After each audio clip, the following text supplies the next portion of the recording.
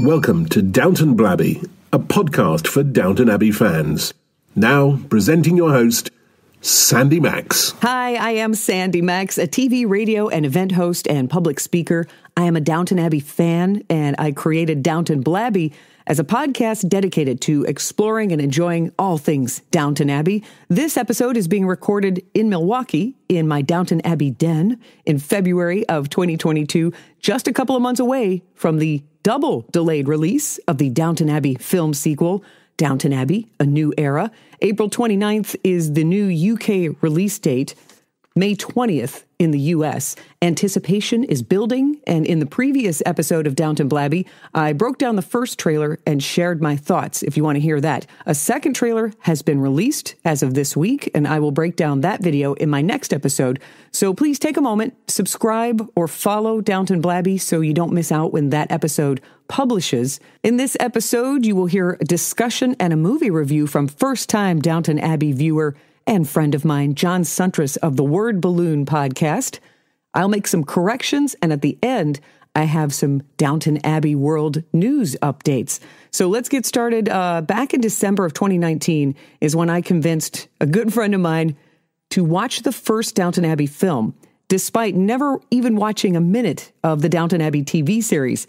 He was game to take on the experiment and then give me his very candid review.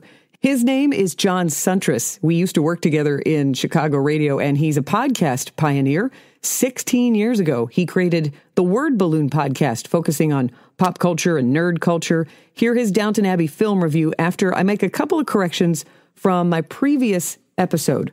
First, Howard Carter. Jim Carter is the name of the impeccable actor who portrays Mr. Carson the butler. Howard Carter is the correct name of the archaeologist who accompanied the 5th Earl of Carnarvon on the discovery of King Tut's ancient tomb in 1922.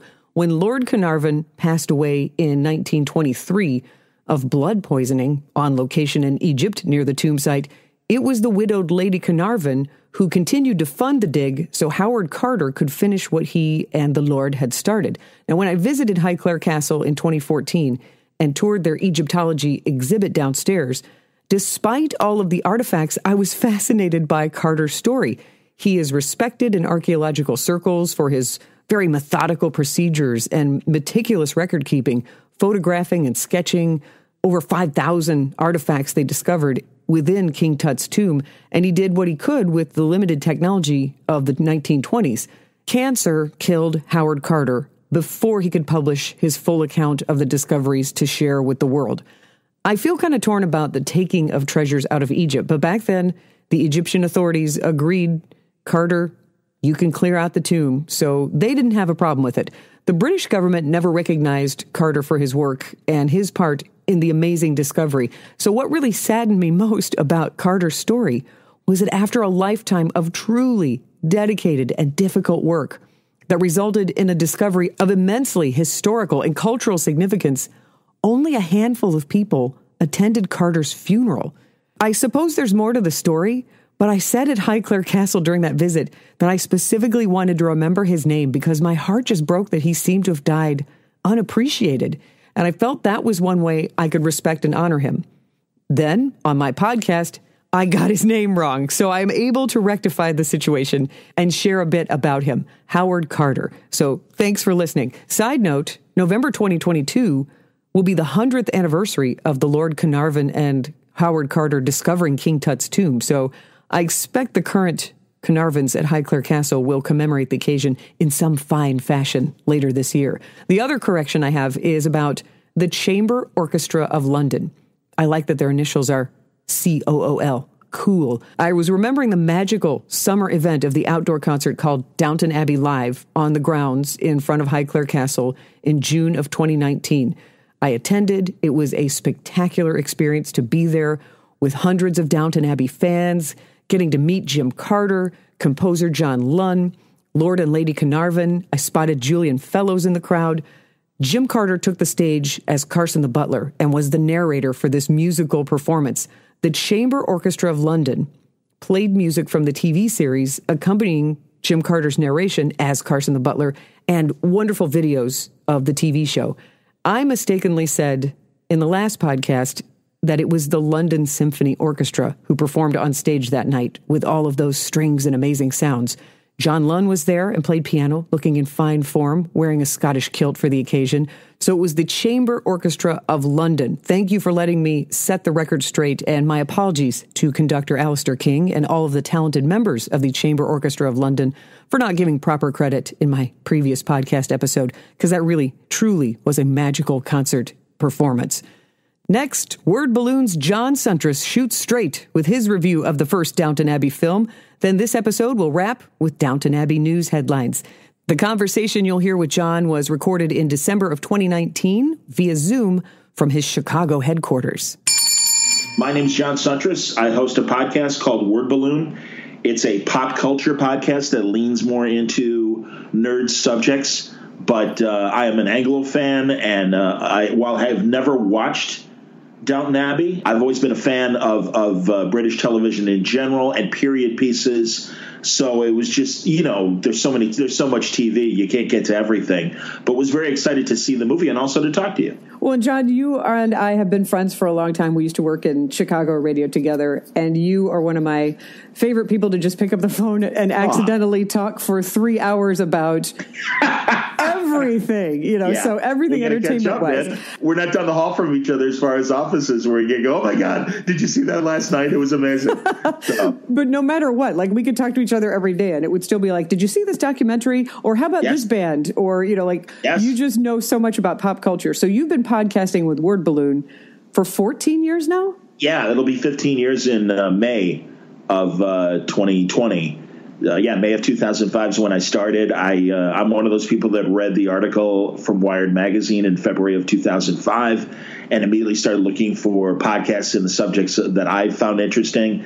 And I'm a big comic book nerd, and it's very funny because now people younger than us certainly get it and love it and think it's cool that I'm into it as well.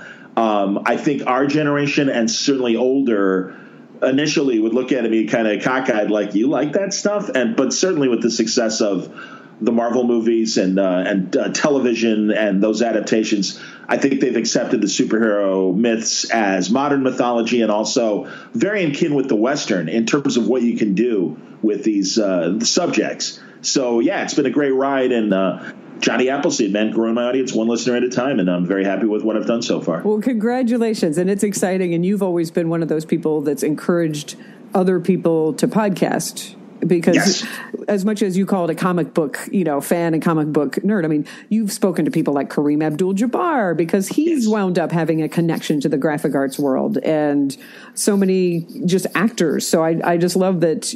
Although someone might not think that Word Balloon would be for them, I bet there's at least 4 or 5 episodes that would be of interest. Well, thanks. Yeah, Jabbar is a great example of that. A lot of comedians have, confessed their or professed their love of nerd culture and genre fiction, and that's kind of the umbrella title for science fiction and Westerns and certainly superhero fare. And filmmakers, as far as I'm concerned, the cartoonists, I always do the comic book thing because it's kind of short language, but they're finally getting noticed, and Hollywood is appreciating their stories. And Robert Kirkman with Walking Dead and Road to Perdition, that great Tom Hanks, Paul Newman movie was originally a comic book. And that's the thing. You can really point. Ghost World was a comic book. Great art, little movie, one of the movies that was Scarlett Johansson's breakthrough projects back in the day when she was still a kid. It's an interesting, area. And truly, there's a British connection as well. From the British 60s sci-fi shows and spy shows and cop shows to, dare I say it, Downton Abbey. I've told friends about your podcast, and they love the idea and are totally into Downton Abbey as much as they are the next Marvel movie. Oh, well, thank you for spreading the word, and you are the person who gets credit for naming this podcast. It just seemed like a natural, and that's Wait a minute, you're talking about Downton Abbey? Blabby, there you go, boom. I get many compliments on the name alone. I think there are people who won't ever listen to Downton Blabby, but they're like, that's brilliant. And I'm always the first to say, oh, it came from an experienced podcaster who gets it. Thanks, man. Well, that's your calling card. I mean, just Podcast 101. I mean, I'm for Word Balloon, my title, it was inspired by the great Ken Nordine, who was a wonderful voiceover guy and spoken word, pioneer as far as going back to the 50s and word jazz. Yeah. And I'm like, well, Word Balloon is that dialogue bubble that you see in the comic strips. And I'm like, I like that. That's kind of like a self-contained idea for what this is. Like you said, long-form conversation. Radio at its height was amazing with people like Gene Shepard in New York and Larry King, who now is kind of a joke. But really, his prime of radio in the 70s, this all-night radio show that, Albert Brooks would stop what he's doing and call in it with a bit. Stuff like that's amazing. So anyway, podcasting is following in that radio tradition. So. And great storytelling and great conversations. Yes. and really connecting people, because that's been what's been fun for me so far doing Downton Blabby is meeting other fans, whether it's through a screen on social media or people actually emailing or calling in and talking to them. Because I've been surprised by the friends that I thought for sure were big Downton Abbey fans aren't watching it, and then other people who I thought like might not be watching it are like, oh, I love that show. I'm like, well, come on the podcast, let's talk. So it's been fun to be really inclusive and talk to a wide variety of friends of mine in my circle and then meet other people. And I love that you and I, because we have such hearty conversations about pop culture, one of the cutest things you said to me when I was like, okay, I'm going to do it, you said, oh, I'm actually kind of disappointed that I don't watch because I think we'd have a really good time talking about it. So thus, I'm glad that you let me convince you to do an experiment. And since you've never watched any episodes of Downton Abbey, to go see the movie and just see if it's an interesting, compelling film as a standalone film. Yeah. Well, that's the real test. I mean, with all these, back in the 60s, they would, like the Batman 66 movie was actually in theaters, the long-form Adam West movie. But this is kind of a recent phenomenon. And honestly, it kind of spills into my nerd world, because you had like the X-Files movie, a couple other things like that, and 24 movie and stuff. And it's like, okay, great, you're bringing the TV audience to the theaters.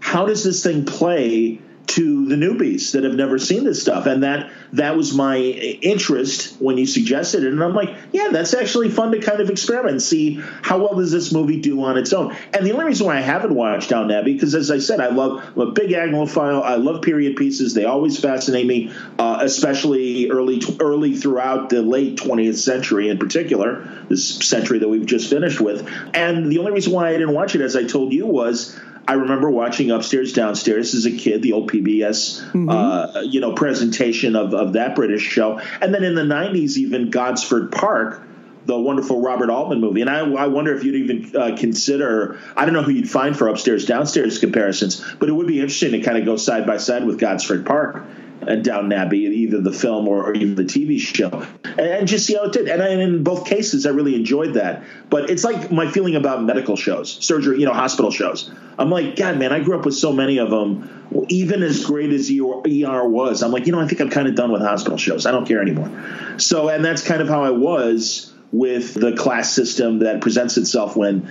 you discuss eras like the Abbey era and everything. So I'm like, I don't know if I want to get into that again. But you say you like Gosford Park. I did. Do you know that the man who wrote Downton Abbey, Julian Fellows, was the screenwriter for Gosford Park? Well, that makes sense. I mean, that's no different than, and I don't know his name, but the man who wrote the wonderful Helen Mirren film, The Queen, is doing the Netflix series The Crown. So it doesn't surprise me. Ah, okay. It is that kind of thing that it's like, well, of course, that's why I like this thing. No, I'm really pleased to say that I really enjoyed the film. It was a lot of fun. I was going to say, what's a one-word review? Charming. Aww. And I think that's the vibe they were going for. Yeah, man, because it was, God, I mean, everything. Good Lord, that castle, or manor, whatever. Good Lord, what a place. And what an opportunity to, and especially, I don't know compared to the TV show, but the scope to see it on the big screen and really appreciate the size of the estate and the size of the building itself and the little corridors and everything from the kitchen to the servants' quarters and certainly all the well-to-do's rooms and everything. Now, you'll help me, as obviously just now with Julian Fellows, if I just go, the butler guy. Or something. Oh, absolutely. Oh, yes, I'm here. I'm here for you. Butler guy and young Mr. Carson. Yes. And young Mr. whatever his name is. But it was great to see. It was interesting. On the one hand, it was great to see the primer that they, and I'm sure you saw it as well when you saw the movie, where they're like, all right, if you don't know our world. No, so you did get minutes about everybody. Yeah, so when you saw the film, you got to see a 10-minute recap. Yes. Okay, because that's on YouTube, but I'll tell you, there have been a lot of friends of mine who've gone to the film and did not get that. Oh, interesting. And I feel like it's lead into the run of the theater. Go on, excuse me. No, that's okay. But I feel like that would be key to showing before every screening, because those of us who've already seen it, we welcome hearing Jim Carter's voice, Carson, the butler. We're not going to be sorry seeing a 10-minute recap, because we get to see all the faces that we like and might tickle our memories for some storylines that we'd kind of forgotten. Yeah, big moments. Absolutely, man. No, and, again, comparing it to the nerd world, I mean, this is like my love of Star Trek and knowing the crew. And everybody's got a story on a great ensemble film or show. Everybody has their own little story and stuff. I have to say, though, having watched it, I don't know if we needed that.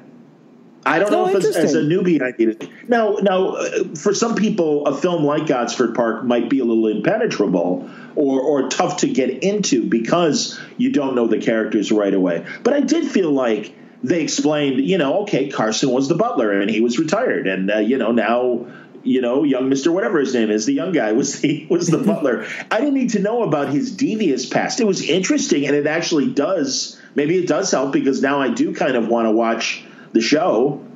There we go. Yeah, no, it absolutely intrigued me more about these characters and delve in a little further and stuff. But, they really get into how devious he was when what's his name? So his name is it Joe? Mr. Barrow, Thomas Barrow. Mr. Barrow. No, the younger man.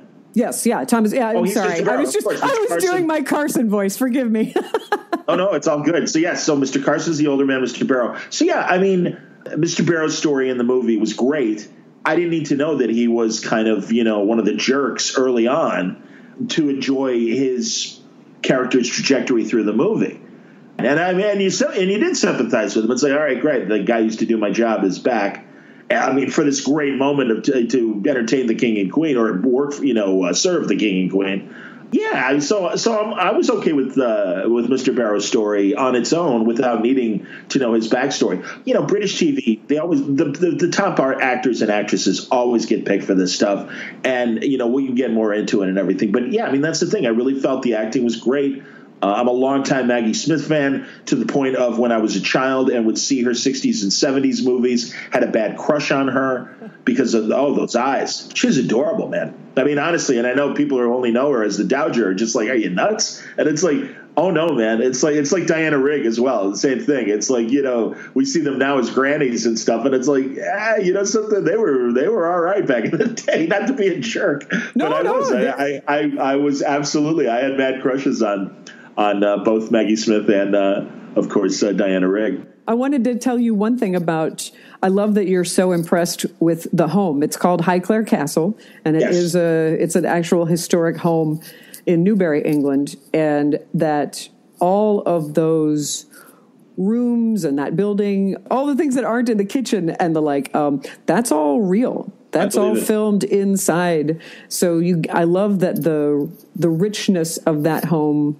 And I don't mean wealth. I just mean, just the warmth and the decor and the wood and the antique furniture. Like, all of that is accurate. And I love that we all enjoyed it on the TV screen. But to really get to have that luxurious, sensual feeling on the big screen and with the drone shots, like that, it really was majestic and impressive. And welcoming. So that is a real space. You can go visit. Well, as you have, I know that. Yes, I have. and that's awesome that fans have, and I hope that helps the community that it's in, and that tourism. I mean, it's a real opportunity. It's interesting, again, comparing this show to other ensemble shows, like think of Dallas, the 80s, Larry Hagman, JR, and everything, and South Fork. The ranch was always spoken about with such regard, or of course the classic Gone with the Wind and Tara and stuff. And, certainly was it 6 seasons of Downton Abbey? Yes. Okay, well, yeah, I mean, in 6 seasons and also now the movie, you really do get to, poke around with the camera and really appreciate the majesty of the estate, because obviously, and the way they shot it, the way they present it, the manor is as much of a character, obviously, as the ensemble is. And it's like, no, you really want to be there, man. You really want to live there. And that's smart. And they get that. And that's terrific. And truly, again, it came across in the movie. I'm so glad. This is so delightful, because I wasn't sure. I always knew that you would be very, very candid about your thoughts about the film. So sure. I'm very glad that it was a world that you enjoyed being in for a couple of hours. What were some of your other favorite parts of the film? Well, like I said, I really enjoyed Mr. Barrow's story. Mr. Carson's story was great. And I mean, you can appreciate a guy who's just recently retired. And it's like, well, wait a minute. If I'm not so many people identify with who they are with their jobs, and certainly especially working class people. And it's like, well, if I'm not this anymore, what am I? And I think that was a really nice little subtext of his being and everything.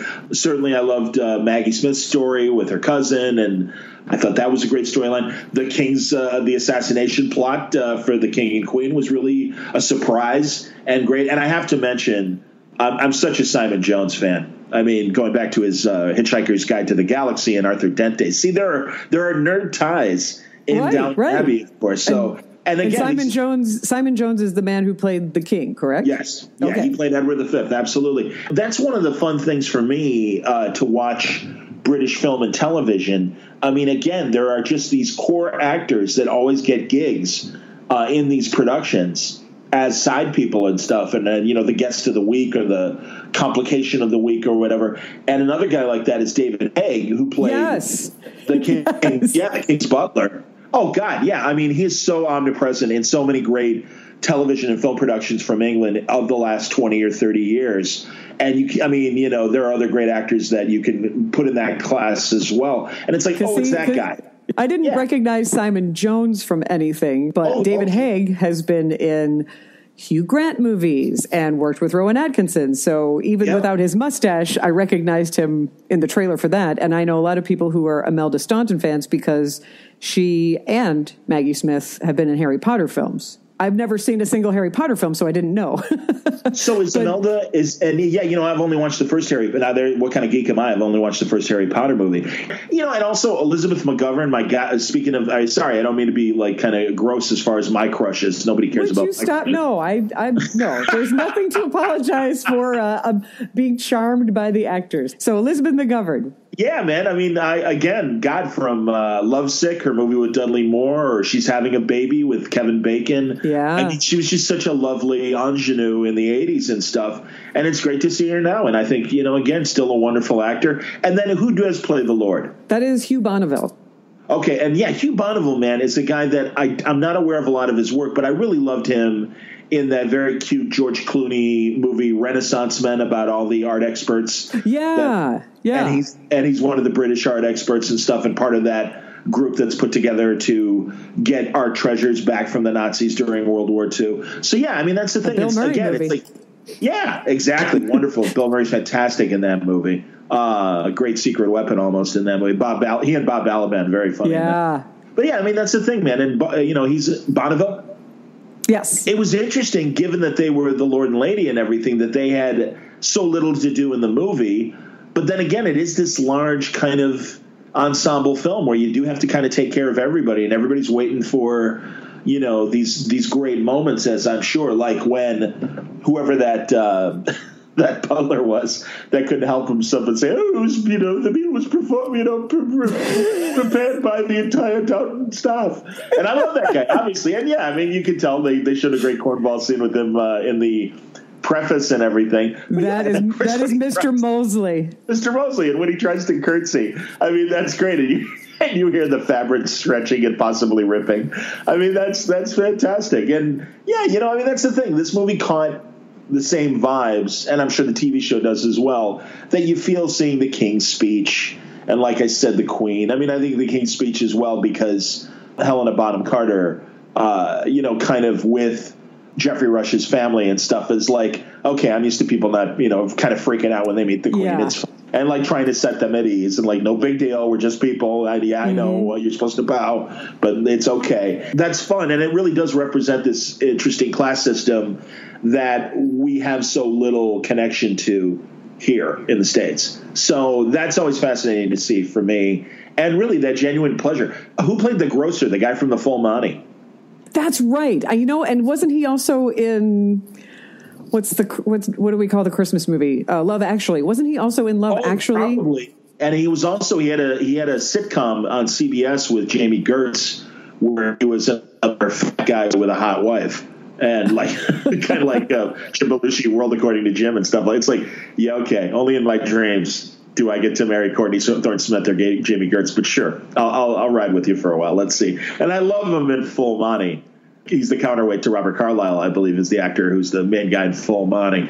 I appreciated his little performance as well. And also, you got it in terms of the pride that these communities took in the Abbey representing their town and what little thing they can do. Certainly if the King is making a visit, oh my God, what an honor to, be able to feed the King with my food from my grocery and everything. I mean, it worked. All of that paid off for me. And his name is Mark Addy, Addy.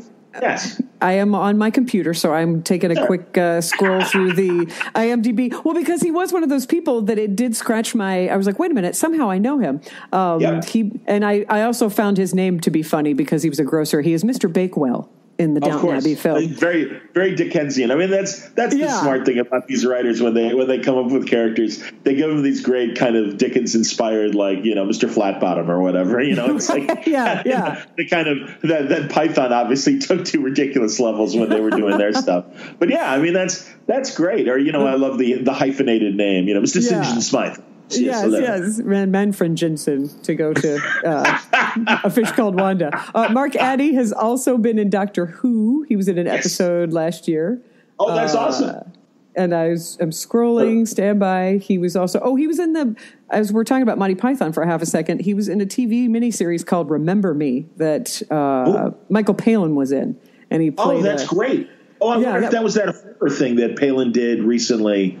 That everyone just kind of went nuts over, and how great it was to see him play against type and do something kind of challenging and dramatic and everything. And of course he nailed it because he's Michael Palin. He's amazing. It was a strange supernatural. Yeah. He played a very grouchy, it was definitely an interesting show. He was also Mark Addy. Oh, sorry. What were you going to say about Michael Palin? Well, I was just going to say, in general, these actors, these character actors, again, we become familiar with them because the British producers pick them all the time. And there's not that fear of typecasting. It's the difference between the American acting dynamic and the British acting dynamic, where it's like, well, of course you're going to see Sir Laurence Olivier in many different roles. He's a great actor. And I think that does travel down to the character actors as well. So they're not afraid of typecasting as far as when they cast actors. And it's like, no, David Haig is awesome as a jerk. I'm going to cast David Haig. And Mark Addy is like that as this sweet, heavy-set guy. And it's funny to remember him when he was a young man 20 years ago doing Full Monty, or 25 years ago, however long it was. And now seeing him, in his senior years and stuff, but still brings it and still very funny and charming. And so again, Maggie Smith is a classic example of that as well. Well, here's another one that I didn't realize that I recognized Mark Addy from. It appears in scrolling through IMDb, I am wrong, that I'm confusing him with another actor for Love Actually, but he was in Thin Blue Line with David Haig and Rowan Atkinson. But even more importantly, I bet a lot of people recognize Mr. Bakewell from Game of Thrones. He was Robert Baratheon in Game of Thrones. And I'm embarrassed to say, as someone that kind of travels in nerd cultures, have yet to watch Game of Thrones, which is shocking. I know, and it's so funny that you're just tapping out on the pop culture ones. You're not watching Game of Thrones or Downton Abbey, but you are watching Walking Dead, right? Yes, I am watching Walking Dead. I did watch Westworld. I am currently watching Watchmen on HBO. I've now officially turned off the IMDb. I'm back to closing my eyes and having a nice chat with you. But going through just even having these fun associations with other British actors, it reinforces that welcoming feeling of being in this film in the theater and just like, these are my friends and I'm taking comfort in being in their presence again. Yeah. It's like, so even if you don't know sometimes the characters, it's just seeing those familiar faces and seeing them act is fun. Yes, and again, it's they complement the ensemble. It was a hint of familiarity while you still were enjoying the big pastiche of all the individual lives put together to accomplish, feeding the king and queen and, but serving them and having to deal with the king's jerky kind of staff and everything. And yeah, you little rugrats, you have no idea what you're doing. I wasn't expecting that kind of team up of, we gotta, hey, they're raining our parade. I'd say something cruder, but that's why I was looking for something cleaner. No, we get, hey, we're not dirt. We know what we're doing. We can certainly host the king and queen and do it properly. That's like, what is the Daisy, who's the cook, her line, something about, it's okay being a football, but you don't have to kick us like one or something. She makes some line like that, which I thought was like, I've never heard it quite like that before. Was there a crowd when you went to this screening? I mean, you've seen it recently. It's been out for a little while. Well, I saw it on a budget Tuesday, which might have helped, but it was a reasonably full theater for a Tuesday noon showing. And nice. Yeah, it was great, man. And people applauded at the end of the movie, which I thought was great. And clearly there were Downton fans, and when they were showing the preface and all the characters and stuff, people were laughing or applauding when they'd see their favorite character being profiled. I'm glad you got to enjoy that communal feeling. Yeah. I'm in a very urban Chicago neighborhood in terms of it being working class and everything. And I wasn't sure how many people were tuning in to PBS to watch Downton Abbey in my neighborhood and stuff.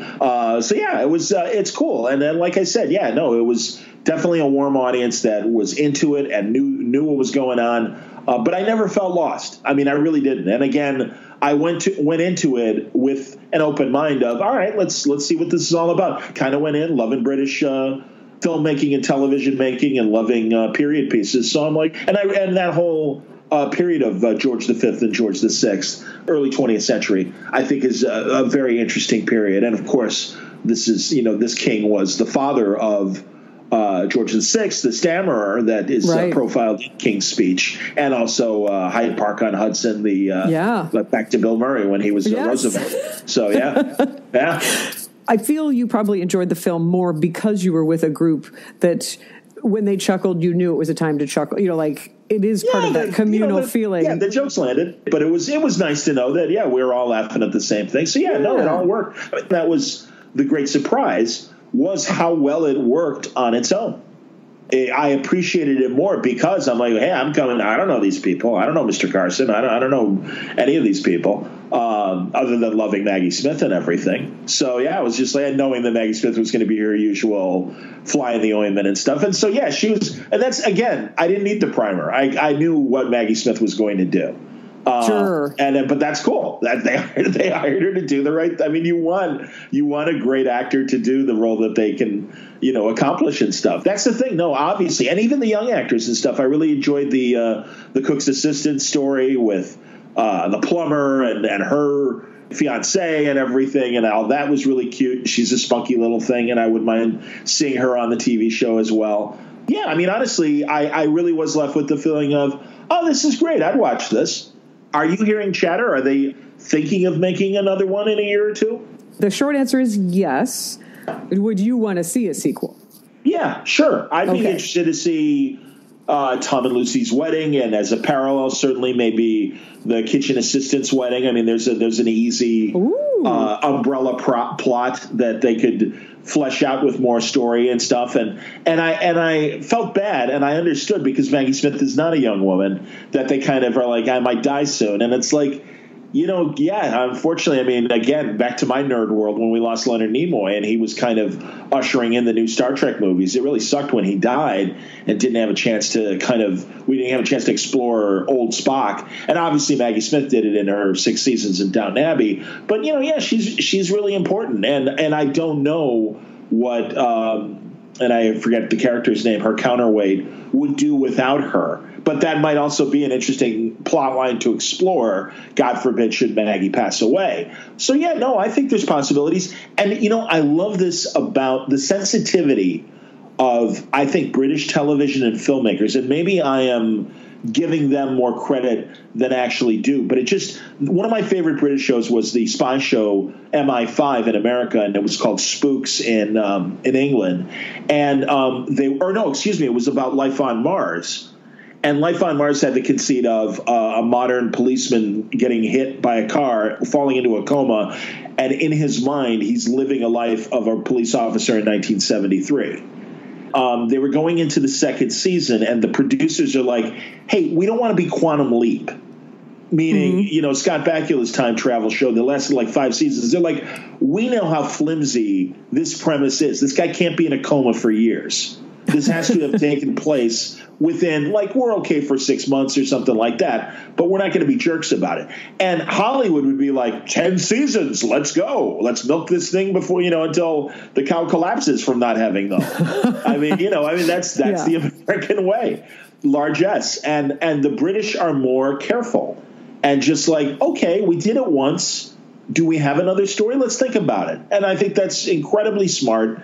And again, it just shows the patience and, again, they don't want to be a burden to the audience. It's like, no, you had a good time with us. Why would we want to leave on a sour note? Mm-hmm. I can appreciate the trepidation of a sequel, but I think, again, as a newbie, I'm like, oh, this was fun. I wouldn't mind seeing them again in a year or two. And also, whereas the mid-budget film has disappeared from Hollywood, in other countries, it's alive and well, and Britain is no exception. So the fact that the movie did make so much money and probably didn't cost that much to make, why not? And again, obviously there's an audience that wouldn't mind seeing more, and I'd love to know how well the TV ratings are for the reruns and if they continue to increase in that way that other successful shows that are now in syndication, like Friends or The West Wing or some of these other shows, American shows. So why not? I find it interesting if you apply the Star Wars franchise concept to it, where we could do a prequel and see Maggie Smith's character, Violet, when she was younger, and there's a storyline. I won't tell you what the storylines are in the show because I'd like for you to discover that on your own. Sure. But she had some adventures, I think, and obviously she's a headstrong woman. Yeah. So what about a prequel back to the early Violet years or later? Because you've got the children of Tom Branson, who you saw fall in love with Lucy. You've got the children of Mary. Yeah, you've got the children of Edith. So do you follow them? And who's left with Highclere to take care of that?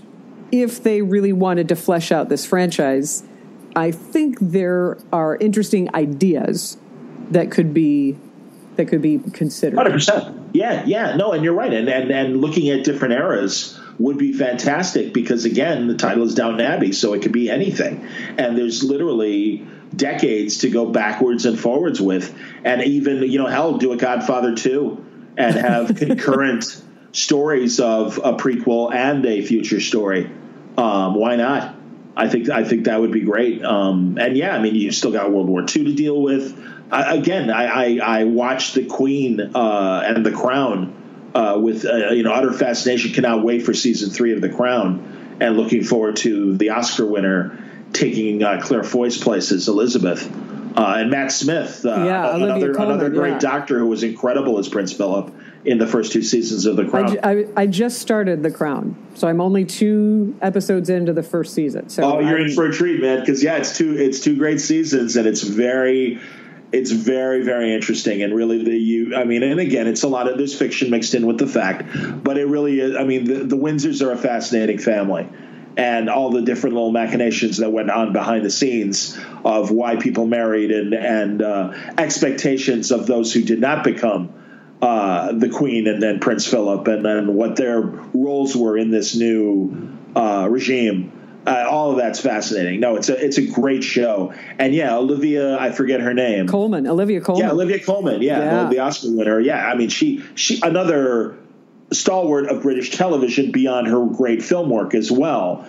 And it's like, when they announced that she was going to be Queen Elizabeth in her 40s, it's like, that's, duh, of course, she'd be great. Well, I didn't realize before The Favorite, I was utterly not familiar with her, so I didn't realize that she'd had this comedic career in British television, and then I just saw her in Fleabag, where, gosh, the character that she plays in that is just femininely brilliant. I mean, she just does all those little subversive things that women do to each other with the smile on your face and then demean you in public. I mean, she's brilliant.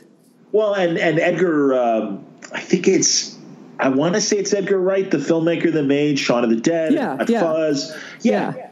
She pops up in his movies too, and she's in Hot Fuzz, and she's one of the cops. And again, that's the great thing is, like, in these little blips, you kind of realize, that actor, that actress. It's like, she's good, he's good. And there they are again. And God, she had a great supernatural cop procedural with another great doctor, David Tennant from Doctor Who, Broadchurch. And she was his police partner and stuff. No, she's great.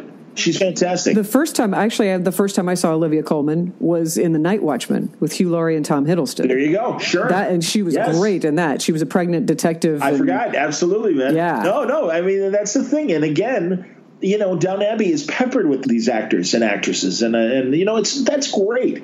And even the smallest part. I mean, God, the plumber.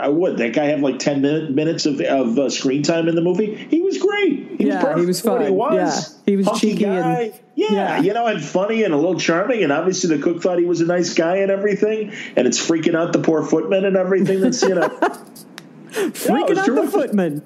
Yeah, exactly. There you go. That's our behind the scenes. Look at Downton Abbey, freaking out the foot. that'll be our documentary about Downton Abbey. I feel like I should say, tell me one bad thing about the film. Really, this is going to sound like I'm blowing smoke up their butts, but I had no bad thing. It never bored me. I really enjoyed it. I would like to see more of Mr. Carson, so he would be a guy that I would want to go back and see more of. Everybody was great. It was well cast. Joanne Froggatt and nailing the seamstress for stealing and stuff. That was fantastic. And again, she's somebody I've seen in a million things, and she's always terrific. No, I mean, that's the thing, man. I mean, all these strong actors that came to play, and again, certainly they know their roles.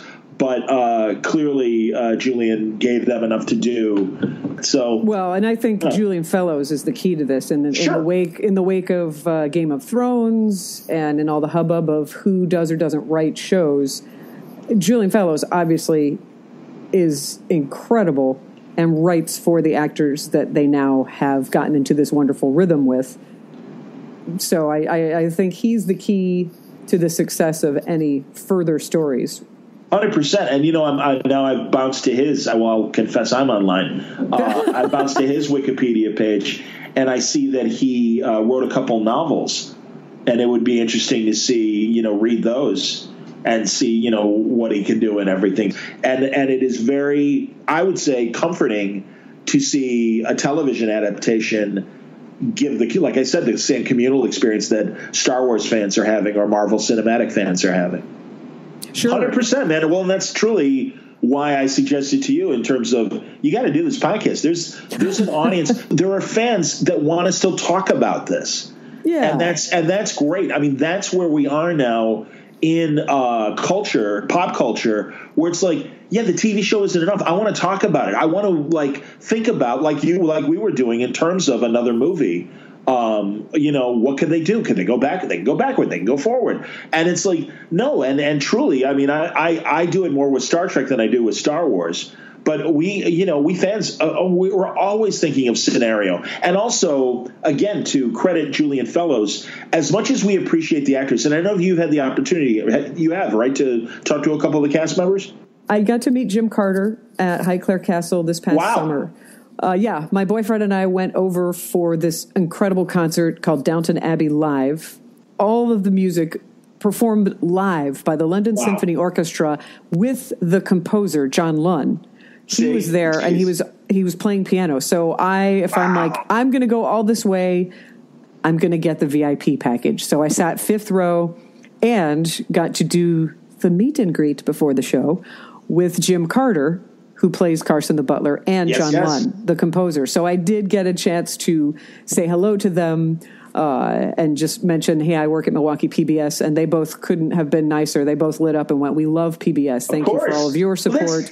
Yeah. So they were very kind, and just to hear Jim Carter speak to me in that voice was wonderful. I can only imagine, exactly, man. I've had that experience with Star Trek cast members, and it's like, oh my God, Mr. Carson's talking to me. This is insane. Yeah, so he was lovely, and then to speak with John Lunn, who, you and I are such music fans, and to meet the person who truly created this music that is, when we talk about Highclere Castle being as much a character in the show, boy, this whole series and movie is made by the accompanying music that is always there for you to help tell the story and to create those that welcoming feeling, to create those emotions and warmth. So it's the wallpaper. I mean, I don't mean it in a crass sense, but it really is like, no, you are enveloped in the sound that you're hearing as the words are being spoken, and it is such an important part to carry story and mood and moment and everything. So, no, I agree with you from a music standpoint. Back to your original question of being able to talk to the cast members, I did. So that was my moment with Jim Carter and John Lunn in June. And then in August of this year, I went to New York City when PBS did their Downton Abbey Live broadcast with some of the actors, and afterwards I got the opportunity to talk with John Lunn again and say, hello, I met you briefly at Highclere Castle, and he was lovely and was truly conversational, and he shared with me some plans that they may or may not have to take that concert to some specific tour dates around the world, which I think would be incredible. Sure. That they do. Again, music of Star Wars. John Williams has certainly done the same thing with his scores and everything for the Star Wars films and other great film scores. No, I love when they would do things like that. So that could be incredible. And I've traded notes with him, and so I'm in touch with him. But I have not approached him to chat with me on Downton Blabby yet. I understand. I guess I should. So why did you ask if I chatted with anybody from the cast? Because as much as I appreciate the moments when you get to meet actors and they get to talk about their characters, to me, and certainly one of the big things of my podcast is the keepers of characters are the writers.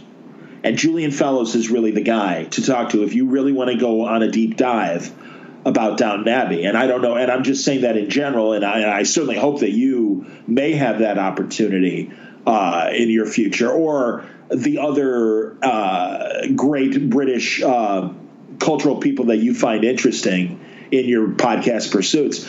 I mean, this is like I always say, and one of the reasons why I do Word Balloonum as a long form show. It's great to hear George Lucas talk for 5 minutes about Star Wars, but it's even greater to get him for an hour, or even 2 hours if that's possible, because there's a million questions. I just had that experience with the writer J. Michael Straczynski, who's written a lot of great films and television. And I mean, literally from Murder, She Wrote to his science fiction show, Babylon 5. And I got to talk to him for 90 minutes about his whole career.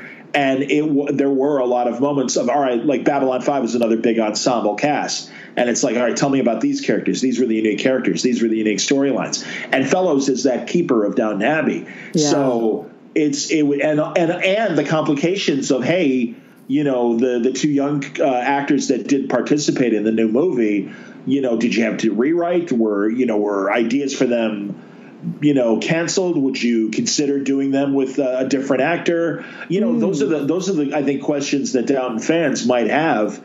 And Fellows is the guy that if he's willing to divulge, that's the person you want to ask. So I always think that's a sign of a great show, is a strong showrunner, producer that is a writer that really understands the focus of the show. It's one of the things that is lacking in Star Trek Discovery. They don't know what they want to be, in my viewer opinion. Or if they do know, it's something that doesn't rub half the Star Trek audience wrong. So it's like, I don't know. But that's the thing. Like when it clicks the way Fellows has with his fan base and everything, you want to keep that. So, yeah, I was surprised to see that he's 70. It's like, oh, geez, man, dude, keep going. Keep going while you can. Right. Yeah, exactly. So, that, he's a treasure. He's truly a treasure, and he's created magic and warmth and comfort for millions of people around the world. And I know that sounds a little cheesy. I didn't know he was the Lord himself. He's Lord Fellows of West Stafford. I had no idea. Well, there you go. He's in the House of Lords. Curtsy. Oh, exactly, for real. Yes, exactly. I think you would have to say, Sir Fellows or whatever. If you, I don't know if he's a knight, but he's definitely a lord. Lord Fellows, I suppose. I will curtsy and I will do the wrist flourish as well. If I get the honor of speaking with him, whether in person or via Skype, I will do the curtsy and flourish. And I hope your fabric holds up better than Mr. Mosley's fabric did when in his moment. So. Mr. Mosley, I did not expect to laugh out loud so much. He is one of my all-time favorites, and I squeal with laughter every single time. He is so damn funny. Well, there's a guy that gets to cut loose and everything, and they give him these great moments. One of my friends said that Mr. Mosley is like the Jerry Lewis of Downton Abbey. Hey, lady. So I found that to be, I was like, that is very funny. It's that whole class thing and knowing your place and everything. And there's a guy, there's always one or two people, man or woman, that can help themselves, but isn't it great? And it's like, that's Mr. Mosley. And that's, well, I know when he hits that high range, it's just so funny. God, he's wonderful. Man. Well, thank you very, very much for being a guest and for being the person to name the podcast. Oh, that's my pleasure, Sandy. I know your talents and I know your appetites in terms of what you love. And I really think that this was a no-brainer that you had to do this. And knowing the other subjects that interest you, I think your audience would find entertaining as well. And I hope that you will only expand. And because that's what I've done with Word Balloon as well. I mean, I really went in with, all right, I'll do comics. I like comics and stuff. But then all of a sudden I was talking to TV and film people as well. And like you mentioned, Jabbar and some of these other people. And it's like, oh, there's a big world out there that kind of is in the periphery of what I'm talking about here that I think my audience would appreciate as well. And I know that you have those same interests and the ability to do good shows about them. So I hope this is the start of many more podcasts from you. Sounds like I have an assignment now to follow up on, inviting guests like writer Lord Julian Fellows, composer John Lunn, Downton Abbey cast, crew, and any other people who've participated in bringing the Downton Abbey experience to life.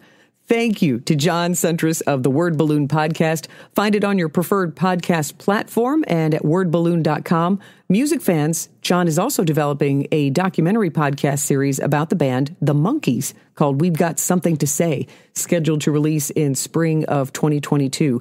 Mickey Dolenz of The Monkees lived in England for quite some time and was involved in TV and commercial production. I wonder if Mickey is a Downton Abbey fan too.